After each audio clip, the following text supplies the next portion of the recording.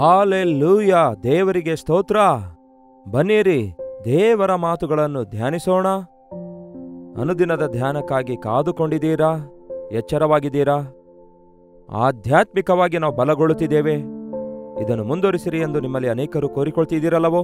ಆಯಾ ದಿನಗಳಿಗೋಸ್ಕರ ದೇವರ ಸನ್ನಿಧಿಯಲ್ಲಿ ಕಾದುಕೊಂಡು ದೇವರು ಕೊಟ್ಟ ಸಂದೇಶಗಳೊಂದಿಗೆ ನಿಮ್ಮ ಮುಂದೆ ಬರ್ತಿದ್ದೇವೆ. ಮತ್ತಷ್ಟು ಹೆಚ್ಚಾಗಿ ನಾವೆಲ್ಲರೂ ಧ್ಯಾನಿಸಿ ಆಧ್ಯಾತ್ಮಿಕವಾಗಿ ಬಲಗೊಳ್ಳೋಣ. ಪ್ರಾರ್ಥನೆ. ಪರಿಶುದ್ಧ ದೇವರೇ, ನಿಮಗೆ ವಂದನೆಗಳು. ದಿನೇ ದಿನೇ ದೇವರೇ, ನಾವು ಅನುದಿನದ ಆಹಾರ ಭುಜಿಸಿ ಶರೀರದಲ್ಲಿ ನಾವು ಬಲ ಹೊಂದಿಕೊಳ್ಳುವ ಪ್ರಕಾರ ಆತ್ಮೀಕವಾಗಿ ನಿಮ್ಮ ವಾಕ್ಯಗಳನ್ನು ಕೇಳಿ ಆತ್ಮೀಕವಾಗಿ ಜೀರ್ಣಿಸಿಕೊಳ್ಳುವುದಕ್ಕಾಗಿ, ಬಲ ಹೊಂದಿಕೊಳ್ಳುವುದಕ್ಕಾಗಿ ಆತ್ಮದಲ್ಲಿ ನಾವು ಸ್ಥಿರಗೊಳ್ಳುವಂತೆ ಸಹಾಯ ಮಾಡಿರೆಂದು ಕ್ರಿಸ್ತನ ನಾಮದಲ್ಲಿ ಬೇಡುತ್ತೇನೆ ತಂದೆಯೇ, ಆಮೇನ್. ಚೆನ್ನಾಗಿದ್ದೀರಾ? ಬ್ರೇಕ್ಫಾಸ್ಟ್ ಮಾಡಿದ್ದೀರಾ? ಇನ್ನೂ ಇಲ್ಲವೋ? ಹೌದು, ನಾವು ಬೆಳಗ್ಗೆ, ಮಧ್ಯಾಹ್ನ, ರಾತ್ರಿ 3 ಹೊತ್ತುಗಳಲ್ಲಿ ಕರೆಕ್ಟಾಗಿ ಊಟ ಮಾಡುವುದಾದರೆ ಎಷ್ಟು ಆರೋಗ್ಯವಾಗಿರುತ್ತೇವಲ್ಲವೋ? ಸಮಯ ಪಾಲನೆ ಮಾಡಿ ಸಮಯಕ್ಕನುಸಾರ ಊಟ ಮಾಡುವುದಾದರೆ ಅಂಥವರಿಗೆ ಅನಾವಶ್ಯಕವಾದ ರೋಗಗಳು, ಅನಾವಶ್ಯಕವಾದ ಲೋಪಗಳು ಇರೋದಿಲ್ಲ. ಹಾಗೆಯೇ ನಾವು ದೇವರ ವಾಕ್ಯವನ್ನು ಕೂಡ ಬೆಳಗ್ಗೆ, ಮಧ್ಯಾಹ್ನ, ರಾತ್ರಿಯಲ್ಲಿಯೂ ಕೂಡ ಧ್ಯಾನಿಸುವುದಾದರೆ, ಮೊಳಕಾಲೂರಿ ಪ್ರಾರ್ಥಿಸುವಂಥವರಾಗಿರೋದಾದರೆ ಆ ಕಾಲದ ದಾನಿಯೇಲನಂತೆ ನಾವು ಕೂಡ ಉನ್ನತ ಸ್ಥಾನಕ್ಕೆ ಹೆಚ್ಚಿಸಲ್ಪಡ್ತೇವೆ. ದಾನಿಯೇಲನ ದೇವರೇ ಜೀವವುಳ್ಳ ದೇವರಾಗಿದ್ದಾರೆಂದು ಲೋಕಕ್ಕೆಲ್ಲ ಪ್ರಕಟಿಸುವ ಹಾಗೆ ನಾವು ಕೂಡ ನಮ್ಮ ಕರ್ತನ ನಾಮವನ್ನು ಮಹಿಮೆಪಡಿಸಲು ಸಾಧ್ಯವಾಗುತ್ತೆ. ತಿಮೋತಿಗೆ ಬರೆದ 2ನೇ ಪತ್ರಿಕೆ 1ನೇ ಅಧ್ಯಾಯ 7ನೇ ವಚನ ಓದುತ್ತಿದ್ದೇನೆ, ಕೇಳಿ. ದೇವರು ನಮಗೆ ಶಕ್ತಿಯು, ಪ್ರೀತಿಯು, ಸ್ವನಿಯಂತ್ರಣದ ಆತ್ಮವನ್ನೇ ಕೊಟ್ಟಿದ್ದಾರೆ ಹೊರತು ಹೇಡಿತನದ ಆತ್ಮನನ್ನು ನಮಗೆ ಕೊಡಲಿಲ್ಲ. ದೇವರು ನಮಗೆ ಶಕ್ತಿಯು, ಪ್ರೀತಿಯು, ಸ್ವನಿಯಂತ್ರಣವುಳ್ಳ ಆತ್ಮನನ್ನೇ ಕೊಟ್ಟಿದ್ದಾರೆ ಹೊರತು ಹೇಡಿತನದ ಆತ್ಮನನ್ನು ಕೊಡಲಿಲ್ಲ. ಈ ಲೋಕದಲ್ಲಿ ನಾವು ಧೈರ್ಯವುಳ್ಳವರಾಗಿರಬೇಕೆಂದು ದೇವರು ಬಯಸುತ್ತಾರೆ. ಭಯ, ಹೇಡಿತನ ಎನ್ನುವಂಥದ್ದು ಪಾಪದಿಂದ ಬರುವಂಥದ್ದಾಗಿದೆ. ಆದಾಮನು ಎಷ್ಟೋ ಧೈರ್ಯವುಳ್ಳವನಾಗಿ, ಎಷ್ಟೋ ಫ್ರೀಯಾಗಿ, ಎಷ್ಟೋ ಸಂತೋಷದಿಂದ ಆದಾಮ ಹವ್ವ ಆ ದಿನ ಎದೆನ್ ತೋಟದಲ್ಲಿದ್ರು ಗೊತ್ತಾ? ಪ್ರತಿದಿನ ಸಂಜೆಯ ತಂಗಾಳಿನಲ್ಲಿ ಕರ್ತನು ಬಂದಾಗ ಆತನನ್ನು ಎದುರುಗೊಂಡು ಆತನೊಂದಿಗೆ ಸಹವಾಸ ಮಾಡುತ್ತಾ ಇದ್ರು. ದೇವರೇ, ನೀನುಂಟು ಮಾಡಿದ ಸೃಷ್ಟಿ ಎಷ್ಟು ಚೆನ್ನಾಗಿದೆ, ಈ ದಿನ ಈ ಹಣ್ಣನ್ನು ತಿಂದೆ, ಅದನ್ನು ರುಚಿ ನೋಡಿ ಸವಿದೆ ಎಂದು ಹೀಗೆ ಏನೆಲ್ಲ ಮಾತಾಡಿಕೊಂಡಿರ್ತಾನೆ. ಅಕಸ್ಮಾತ್ತಾಗಿ ಒಂದು ದಿವಸ ಕರ್ತನು ಬಂದಾಗ ಆದಾಮನು ಕಾಣಿಸಲ್ಲ. ಆದಾಮ ಹವ್ವ ಎಲ್ಲ ಅಡಗಿಕೊಂಡಿದ್ದಾರೆ ಗೊತ್ತಿಲ್ಲ. ಆದಾಮನೇ, ಎಲ್ಲಿರುತ್ತಿ ಎಂದು ಕರ್ತನು ಕೇಳಿದಾಗ ಏನೆಂದು ಹೇಳ್ತಾನೆ?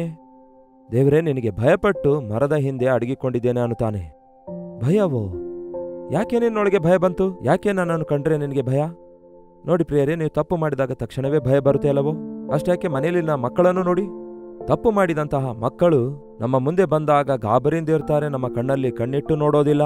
ದೊಡ್ಡವರು ಚಿಕ್ಕವರು ಯಾರೇ ಆಗಿರಲಿ, ಪಾಪ ಹೇಡಿತನವನ್ನು ತರುತ್ತೆ. ಪಾಪ ನಮ್ಮನ್ನು ಕೈಲಾಗದವರನ್ನಾಗಿ ಮಾಡುತ್ತೆ. ಪಾಪಕ್ಕೆ ಒಳಗಾದಂಥವರು ಕುಗ್ಗಿ ಹೋಗ್ತಾ ಇರ್ತಾರೆ. ಯಾವಾಗಲೂ ತಮ್ಮ ಸ್ಥಿತಿಯನ್ನು ನೋಡಿಕೊಂಡು ಯಾವಾಗಲೂ ಬಿದ್ದು ಹೋಗುತ್ತಾರೆ. ನಮಗೆ ಭಯಪಡಿಸುವವನು ಅಪವಾದಿಯಾಗಿದ್ದಾನೆ. ನಮ್ಮನ್ನು ಕುಗ್ಗಿಸುವ ಆತನು ಸೈತಾನನಾಗಿದ್ದಾನೆ. ದೇವರಿಂದ ನಮ್ಮನ್ನು ದೂರ ಮಾಡಲು ಪ್ರಯತ್ನಿಸುವವನೇ ಸೈತಾನನಾಗಿದ್ದಾನೆ. ಅವನು ಯಾರನ್ನು ನುಂಗಲಿ ಎಂದು ಗರ್ಜಿಸುವ ಸಿಂಹದೋಪಾದಿಯಲ್ಲಿ ತಿರುಗಾಡುತ್ತಲೇ ಇದ್ದಾನೆ. ದೇವರನ್ನು ಹುಡುಕುವಂಥವರಿಗೆ, ದೇವರಲ್ಲಿ ನಂಬಿಕೆ ಇಟ್ಟಂಥವರಿಗೆ ಸೈತಾನನು ಬೆನ್ನಟ್ಟುತ್ತಾನೆ. ಆದರೆ ಉಳಿದವರೆಲ್ಲ ಅವನ ಅಧೀನದಲ್ಲಿದ್ದಾರಲ್ಲವೇ? ಅವ್ರ ಬಗ್ಗೆ ಅವನಿಗೆ ಚಿಂತೆ ಇಲ್ಲ. ಹೇಗೋ ಅವರು ನನಗೆ ಸಂಬಂಧಪಟ್ಟವರಾಗಿದ್ದಾರೆ, ನಾನೊಂದಿಗೆ ಅಗ್ನಿ ಗಂಧಕದೊಳಗೆ ಬಿದ್ದವರೇ ಆಗಿರುತ್ತಾರೆ ಎಂದು ಅವರ ಕುರಿತಾಗಿ ಅವನು ಚಿಂತಿಸೋದಿಲ್ಲ. ಆದರೆ ಕರ್ತನನ್ನು ಪ್ರೀತಿಸುತ್ತಾ ಆತನ ರಾಜ್ಯಕ್ಕಾಗಿ ಸಿದ್ಧಗೊಳ್ಳುತ್ತಿರುವಂತಹ ನಮಗೆ ಭಯಪಡಿಸುವ ಪ್ರಯತ್ನ ಮಾಡುತ್ತಾನೆ, ಭಯ ಹುಟ್ಟಿಸುತ್ತಾನೆ. ಅವನ ಕಿರುಚಾಟ, ಕೂಗಾಟಕ್ಕೆ ನಾವು ಭಯಪಡುವ ಅಗತ್ಯವಿಲ್ಲ. ಅವನ ತಂತ್ರೋಪಾಯ ಅರಿತವರಾಗಿರೋದ್ರಿಂದ ಮೋಸ ಹೋಗುವ ಅಗತ್ಯ ಕೂಡ ಇಲ್ಲ. ನೀವು ಕರ್ತನಲ್ಲಿ ನಂಬಿಕೆ ಇಡುವುದಾದರೆ ನೀತಿವಂತನು ಧೈರ್ಯದಿಂದ ಸಿಂಹದಂತೆ ನಿಂತಿರುತ್ತಾನೆಂದು ಬೈಬಲ್ ಹೇಳುತ್ತೆ. ಗರ್ಜಿಸುವ ಸಿಂಹದೋಪಾದಿಯಲ್ಲಿ ಅವನು ತಿರುಗಾಡುತ್ತಾನೇನೋ, ಆದರೆ ನೀವು ಧೈರ್ಯದಿಂದ ನಿಲ್ಲುವವರಾಗಿರುತ್ತೀರಿ. ಈಗ ಹೇಳಿ, ನಿಮ್ಮ ಜೀವಿತದಲ್ಲಿ ಧೈರ್ಯವಾಗಿ ನೀವಿರ್ತಾ ಇದ್ದೀರಾ? ಇಲ್ಲವೇ ಒಂದು ಕ್ಲಿಷ್ಟವಾದ ಪರಿಸ್ಥಿತಿ ಉಂಟಾದಾಗ, ಇಲ್ಲವೇ ಒಂದು ಸಮಾಚಾರ ಕೇಳ್ತಿರುವಾಗ, ಕೆಲವೊಂದು ವಿಷಯದಲ್ಲಿ ಅಲ್ಲಕಲ್ಲೋಲವಾಗುವಾಗ, ಕೆಲವೊಂದು ಫೇಲ್ಯೂರ್ಸ್ ನೋಡ್ತಿರುವಾಗ ಕೆಲವೊಂದು ವಿಧವಾದ ವ್ಯಕ್ತಿಗಳನ್ನು, ಕೆಲವೊಂದು ತೊಂದರೆಗಳನ್ನು ಎದುರಿಸಬೇಕಾದಾಗ ಭಯಪಡುತ್ತಾ ಇದ್ದೀರೋ, ಗಾಬರಿಗೊಳಗಾಗ್ತಾ ಇದ್ದೀರೋ, ಇಲ್ಲವೇ ಧೈರ್ಯದಿಂದ ನಿಲ್ಲುತ್ತಾ ಇದ್ದೀರಾ? ನೀವು ನಿಜವಾಗ್ಲೂ ವಾಕ್ಯ ಕೇಳಿ ಧ್ಯಾನಿಸುವಂಥವರಾಗಿರೋದಾದ್ರೆ, ಕರ್ತನು ನನ್ನೊಂದಿಗಿದ್ದಾನೆ ಎಂಬ ನಂಬಿಕೆ ಹೊಂದಿದವರು ನೀವಾಗಿರೋದಾದ್ರೆ, ಖಚಿತವಾಗಿಯೂ ನಿಮ್ಮ ಹೇಡಿತನದಿಂದ ನೀವು ಬಿಡಿಸಲ್ಪಡುತ್ತೀರಿ. ಹೇಡಿತನ ಎನ್ನುವಂಥದ್ದು ನಮ್ಮನ್ನು ಕೈಲಾಗದವರನ್ನಾಗಿ ಮಾಡುತ್ತೆ. ಶ್ರಮೆಯ ಕಾಲದಲ್ಲಿ ನೀವು ಕುಗ್ಗಿ ಹೋಗುವುದಾದರೆ ನೀವು ಕೈಲಾಗದವರಾಗಿ ಉಳ್ಕೊಳ್ತೀರಿ. ಶ್ರಮೆಗಳಲ್ಲಿ ಕುಗ್ಗಿ ಹೋಗುವ ಅಗತ್ಯ ಇಲ್ಲ. ಶ್ರಮೆಗಳಿಂದ ದೇವರು ಬಿಡಿಸುತ್ತಾರೆ ಎಂಬ ಧೈರ್ಯದಿಂದ, ಸಾಹಸದಿಂದ ಮುಂದೆ ಸಾಗಬೇಕು. ದೇವರು ನಮಗೆ ಶಕ್ತಿಯು, ಪ್ರೀತಿಯು, ಸ್ವನಿಯಂತ್ರಣದ ಆತ್ಮನನ್ನೇ ಕೊಟ್ಟಿದ್ದಾರೆ ಹೊರತು ಹೇಡಿತನದ ಆತ್ಮ ಕೊಡಲಿಲ್ಲ. ದೇವರು ಪ್ರೀತಿಯನ್ನು ಕೊಟ್ಟಿದ್ದಾರೆ ನಮಗೆ. ಒಂದು ಮಗುವನ್ನು ನೋಡಿರಿ, ತಂದೆಯ ಬಳಿಗಾಗಲಿ ತಾಯಿಯ ಬಳಿಗಾಗಲಿ ಎಷ್ಟು ಸ್ವೇಚ್ಛೆಯಿಂದ ಹೋಗುತ್ತೆ. ಯಾಕೆಂದರೆ ತಂದೆಯಾಗಲಿ ತಾಯಿಯಾಗಲಿ ತನ್ನನ್ನು ಪ್ರೀತಿಸುತ್ತಾ ಇದ್ದಾರೆಂದು, ತಾನು ಅವರ ಮಗುವಾಗಿದ್ದೇನೆಂದು ಆ ಮಗು ತಿಳಿದುಕೊಳ್ಳುತ್ತೆ. ಹಾಗೆಯೇ ನಾವು ದೇವರ ಮಕ್ಕಳೆಂದು ಅರಿತುಕೊಂಡಾಗ, ನಾವು ದೇವರನ್ನು ನೋಡಿದಾಗ ಭಯದಿಂದ ಗಡಗಡವೆಂದು ನಡುಗುವ ಅಗತ್ಯವಿಲ್ಲ. ನಾವು ತಪ್ಪು ಮಾಡಿದ್ರೂ ಕೂಡ ಆತನು ಕ್ಷಮಿಸುತ್ತಾನೆ. ನಾವು ಬೀಳುವಾಗ ಆತನು ಮೇಲಕ್ಕೆ ಎತ್ತುತ್ತಾನೆ. ನಮಗೆ ನೋವಾದಾಗ ಆತನು ಗಾಯಗಳನ್ನು ಕಟ್ಟುತ್ತಾನೆ. ಅದೇ ಪ್ರಿಯರೇ ಯೇಸುವಿನಲ್ಲಿ ನಾವಿಡಬೇಕಾದ ನಂಬಿಕೆಯಾಗಿದೆ. ಪ್ರೀತಿಯು ಶಕ್ತಿಯು. ಒಂದು ಅಧಿಕಾರಿಯ ಮಗನನ್ನು ನೋಡಿ ಎಷ್ಟು ಧೈರ್ಯದಿಂದಿರುತ್ತಾನೆ.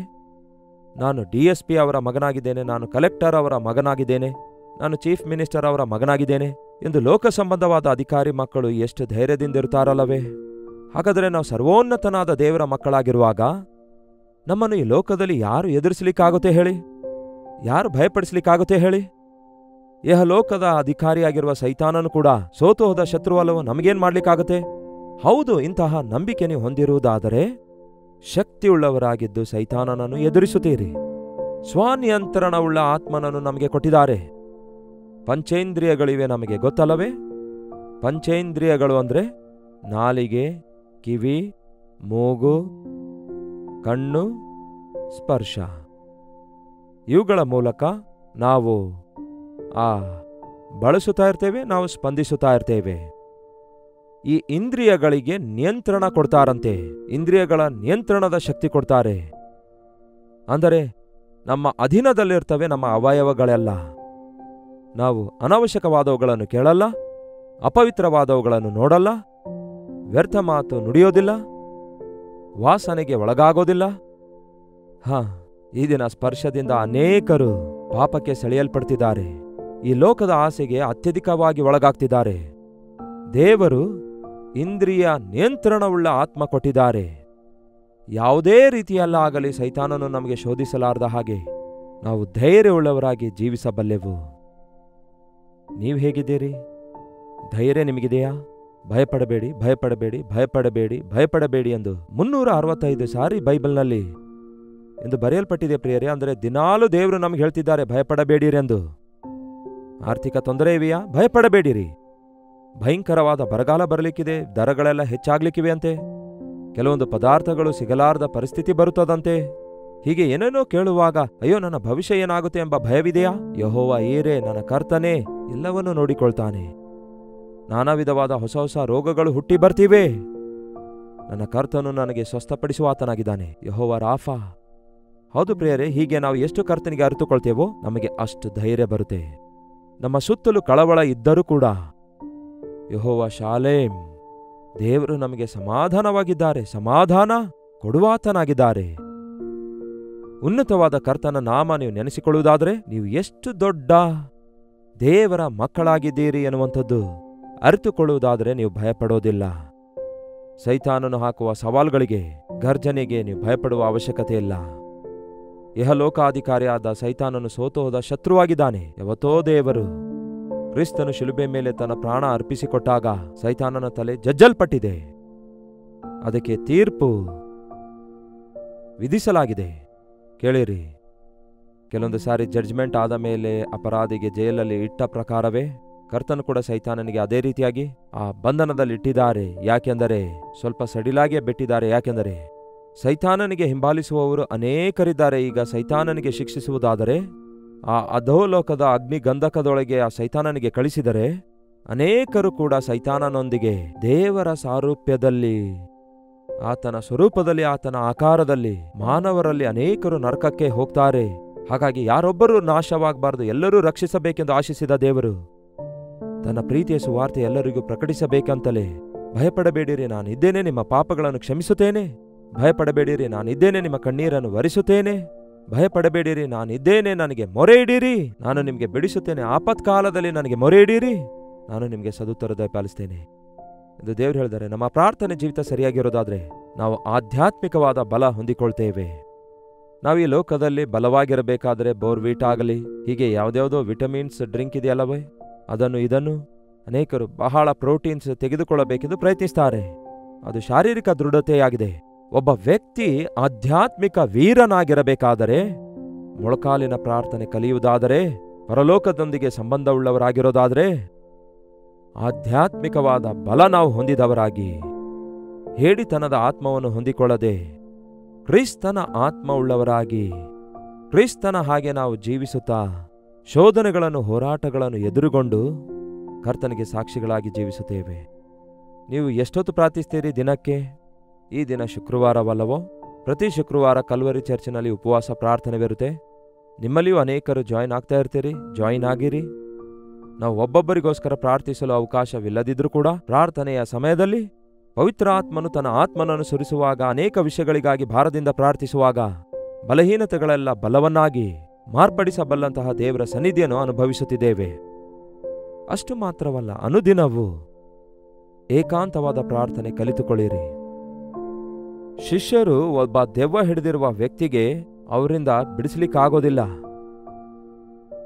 ಯೇಸು ಒಂದೇ ಮಾತನ್ನು ಹೇಳಿ ಆ ದುರಾತ್ಮವನ್ನು ಹೊರದೋಡಿಸಿದಾಗ, ಯಾಕೆ ಯೇಸುವೆ ನಾವು ಮಾಡ್ಲಿಕ್ಕಾಗಲಿಲ್ಲ? ಒಂದೇ ಮಾತಿನಿಂದ ನೀವು ಹಾಗೆ ಮಾಡಿದ್ರೆ ನಾವ್ಯಾಕೆ ಮಾಡಲಿಲ್ಲ ಎಂದು ಕೇಳಿದ್ರೆ, ಇದು ಉಪವಾಸದಿಂದಲೇ, ಪ್ರಾರ್ಥನೆಯಿಂದಲೇ ಸಾಧ್ಯವಾಗುತ್ತೆ. ದುಷ್ಟನನ್ನು ಜಯಿಸಬೇಕಾದರೆ, ಅವನ ತಂತ್ರೋಪಾಯಗಳನ್ನು ಎದುರಿಸಬೇಕಾದರೆ, ದುಷ್ಟನ ಮುಂದೆ ಧೈರ್ಯದಿಂದ ನಿಲ್ಲಬೇಕಾದರೆ ಮೊಳಕಾಲೂರಿ ಪ್ರಾರ್ಥಿಸುವಂಥವರಾಗಿರಬೇಕು. ಅವರು ಲೋಕಕ್ಕೆ ಒಳಗಾಗಲ್ಲ, ಪಾಪಕ್ಕೆ ಬಾಗೋದಿಲ್ಲ, ಸೈತಾನನಿಗೆ ಭಯಪಡಲ್ಲ. ಯಾರೇ ಆಗಲಿ ಯಾವುದೇ ನಾಮದಲ್ಲಿ ಪ್ರಾರ್ಥನೆ ಮಾಡುವಾಗ ಅಂಥವರನ್ನು ಸಿಂಹದ ಗವಿಯೊಳಗಡೆ ಹಾಕುತ್ತೇವೆ ಎಂಬ ಕಾನೂನಿದ್ರೂ ಕೂಡ ಯಥಾಪ್ರಕಾರ ದಾನಿಯೇಲನು ಮೇಲ್ಮಹಡಿಗೆ ಹೋಗಿ ದಿನಕ್ಕೆ 3 ವರ್ತಿ ಮೊಳಕಾಲೂರಿ ಪ್ರಾರ್ಥಿಸ್ತಿದ್ದ. ಸಿಂಹಗಳ ಗವಿಗೆ ಭಯಪಡಲಿಲ್ಲ. ಅವನನ್ನು ತಗೊಂಡೋಗಿ ಸಿಂಹಗಳ ಗವಿಯಲ್ಲಿ ಹಾಕ್ತಾರೆ. ಸುತ್ತಲೂ ಆ ಗವಿಯಲ್ಲಿ ಸಿಂಹಗಳಿವೆ. ಅವು ಆಹಾರವಿಲ್ಲದೆ ಹಸಿವೆಯಿಂದ ಒದ್ದಾಡ್ತಾ ಇವೆ. ಅಲ್ಲಿ ಏನಾದರೂ ಒಬ್ಬ ಮನುಷ್ಯನಿಗೆ ಹಾಕಿದ್ರೆ ಅವನನ್ನು ಕಿತ್ತು ಅವು ತಿಂದ್ಬಿಡ್ತವೆ. ಆದರೆ ಆ ರಾತ್ರಿ ದಾನಿಯೇಲನು ಸಿಂಹಗಳನ್ನು ನೋಡಿ ಭಯಪಟ್ಟನೋ, ಇಲ್ಲವೇ ಸಿಂಹಗಳೇ ದಾನಿಯೇಲನನ್ನು ನೋಡಿ ಏನಾದರೂ ಭಯಪಟ್ಟವೋ? ಮರುದಿನ ಉದಯ ಕಾಲದಲ್ಲಿ ರಾಜನು ದುಃಖದಿಂದ ಬಂದು ಹೇಳ್ತಾನೆ, ದಾನಿಯೇಲನೇ, ನೀನು ನಿತ್ಯವೂ ಸೇವಿಸುವ ದೇವರು ನಿನ್ನನ್ನು ಬಿಡಿಸಿದ್ದಾರೋ ಎಂದು ಕೇಳಿದಾಗ ದಾನಿಯೇಲ ಏನು ಹೇಳ್ತಾನೆ? ನನ್ನ ದೇವರ ಮುಂದೆ ನಾನು ಯಥಾರ್ಥವಂತನಾಗಿರೋದ್ರಿಂದ ಈ ಸಿಂಹಗಳ ಬಾಯಿಯನ್ನು ಮುಚ್ಚಿ ಹಾಕಿದ್ದಾರೆ ಅನ್ನುತ್ತಾನೆ. ಹಾಲೆಲೂಯಾ!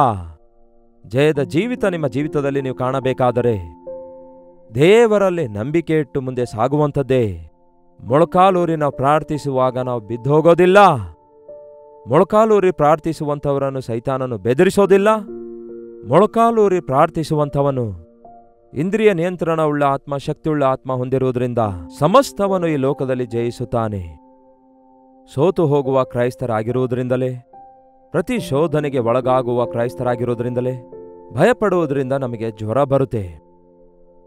ಒಬ್ಬ ವ್ಯಕ್ತಿ ಎಕ್ಸಾಮ್ಸ್ನಲ್ಲಿ ಫೇಲ್ ಆಗೋದಾದ್ರೆ ಅವರು ಓದಲಾರದಕ್ಕಾಗಿ ಅಲ್ಲ. ಕೆಲವರು ಎಷ್ಟೇ ಓದಿದ್ರೂ ಫೇಲ್ ಆಗ್ತಾರೆ. ಕಾರಣವೇನೆಂದರೆ ಅವರಿಗೆ ಎಕ್ಸಾಮ್ ಫೀವರ್ ಇದೆ, ಭಯವಿದೆ. ಅವರಿಗೆ ಪರೀಕ್ಷೆಯ ಭಯ ಇರುವುದರಿಂದ ಅವರು ಅಂದ್ಕೊಂಡದ್ದು ಬರೆಯಲಾರದೆ ಅವರು ಫೇಲ್ ಆಗುತ್ತಾರೆ.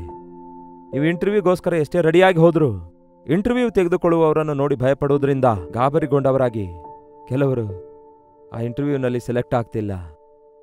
ಹೌದು, ಈ ಲೋಕದಲ್ಲಿ ಭಯಪಡುವುದರಿಂದ ಜ್ವರ ಬರುತ್ತೆ. ಭಯಪಡುವುದರಿಂದ ಸೈತಾನನು ಚುರುಕಾಗ್ತಾನೆ. ಆದರೆ ದೇವರು ಶಕ್ತಿ, ಅಂದರೆ ಪ್ರೀತಿಯು ಶಕ್ತಿಯು ಇಂದ್ರಿಯ ನಿಯಂತ್ರಣವುಳ್ಳ ಆತ್ಮ ನಮಗೆ ಕೊಟ್ಟಿದ್ದಾರೆ. ಅಂದರೆ ಆತ್ಮನಾದ ದೇವರು ನಮ್ಮೆಲ್ಲರಿಗೆ ನಮಗೆ ಅದನ್ನು ಅನುಗ್ರಹಿಸಲಿ. ಅದನ್ನು ನಾವು ಹೊಂದಿ ಆತ್ಮೀಕವಾಗಿ ಬಲಗೊಂಡು ಆತನಿಗೆ ಸಾಕ್ಷಿಗಳಾಗಿ ಬದುಕೋಣ. ಪ್ರಾರ್ಥನೆ. ಪರಿಶುದ್ಧನೇ, ಪ್ರೀತಿಯುಳ್ಳ ತಂದೆಯೇ, ನಿಜವೇ ದೇವರೇ, ಈ ಲೋಕದಲ್ಲಿ ಎಲ್ಲಿ ನೋಡಿದ್ರೂ ಕೂಡ ಭಯ, ಆಂದೋಲನ ಕಾಣಿಸುತ್ತೆ. ಪರಿಸ್ಥಿತಿಗಳು, ಪ್ರಳಯಗಳು, ತುಫಾನುಗಳು, ವಿಪರೀತವಾದ ಪರಿಸ್ಥಿತಿಗಳು, ಬರಗಾಲಗಳು, ಎಲ್ಲದರ ದರ ಹೆಚ್ಚಾಗುವುದು, ನಿರುದ್ಯೋಗ ಸಮಸ್ಯೆ, ರೋಗಗಳ ಭಯ ನಮ್ಮನ್ನು ಹಿಡಿದು ಕಾಡಿಸುತ್ತಾ ಇದ್ರು ಕೂಡ ನಿಮ್ಮನ್ನು ನಂಬಿದಂಥವರು, ನಾವು ನಂಬಿದ ದೇವರು ನಮ್ಮ ಕೈ ಬಿಡೋದಿಲ್ಲ. ನಮ್ಮನ್ನು ಸ್ವಸ್ಥಪಡಿಸುವಾತನು, ನಮ್ಮನ್ನು ಬಲಪಡಿಸುವಾತನು ನಮ್ಮ ಪಕ್ಷದಲ್ಲಿದ್ದಾನೆ. ನಮ್ಮ ಯೇಸು ನಮ್ಮೊಂದಿಗಿದ್ದಾರೆ ಎಂಬ ಧೈರ್ಯದಿಂದ ನಿಮ್ಮ ಸನ್ನಿಧಿಯಲ್ಲಿ ನಿಂತುಕೊಳ್ಳುವುದಕ್ಕಾಗಿ ನಮಗೆ ಸಹಾಯ ಮಾಡಿರಿ. ಮೊಳಕಾಲು ಮೇಲಿನ ಪ್ರಾರ್ಥನೆ ಆತ್ಮೀಕ ಶಕ್ತಿ ಕೊಡುತ್ತೆ. ಶೈತಾನನನ್ನು ಎದುರಿಸುವುದಕ್ಕಾಗಿ, ಲೋಕವನ್ನು ಜಯಿಸುವುದಕ್ಕಾಗಿ ಈ ಅನುದಿನ ಧ್ಯಾನದಲ್ಲಿ ಐಕ್ಯವಾಗಿರುವ ಪ್ರತಿಯೊಬ್ಬರಿಗೆ ಸಹಾಯ ಮಾಡಿರೆಂದು ಕ್ರಿಸ್ತನ ನಾಮದಲ್ಲಿ ಬೇಡಿ ಹೊಂದಿದ್ದೇನೆ ತಂದೆಯೇ, ಆಮೇನ್.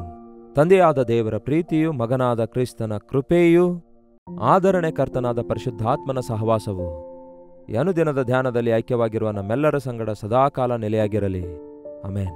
ದೇವರಿಗೆ ಸ್ತೋತ್ರ. ನಿಮ್ಮ ಪ್ರಾರ್ಥನೆ ಅವಶ್ಯಕತೆ 8939731313ಗೆ ಟೆಕ್ಸ್ಟ್ ಇಲ್ಲವೇ ವಾಯ್ಸ್ ಮೆಸೇಜ್ ಮೂಲಕ ವಾಟ್ಸಪ್ ಮಾಡಿರಿ. ನಿಮಗೋಸ್ಕರ ಪ್ರಾರ್ಥಿಸಲು ನಾವು ಯಾವತ್ತೂ ಸಿದ್ಧರಾಗಿದ್ದೇವೆ. ಡಾಕ್ಟರ್ ಜೈಪಾಲ್ ಯೂಟ್ಯೂಬ್ ಚಾನಲ್ಗೆ ಸಬ್ಸ್ಕ್ರೈಬ್ ಮಾಡಿರಿ, ಲೈಕ್ ಮಾಡಿರಿ, ನಿಮ್ಮ ಊರು ಹೆಸರು ಕಾಮೆಂಟ್ ಸೆಕ್ಷನ್ನಲ್ಲಿ ಟೈಪ್ ಮಾಡಿರಿ.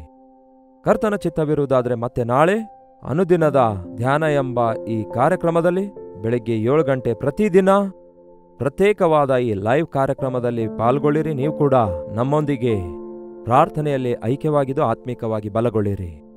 ಅಲ್ಲಿವರೆಗೂ ದೇವರ ಮಹಾಕೃಪೆ ನಿಮ್ಮೆಲ್ಲರೊಂದಿಗಿರಲಿ.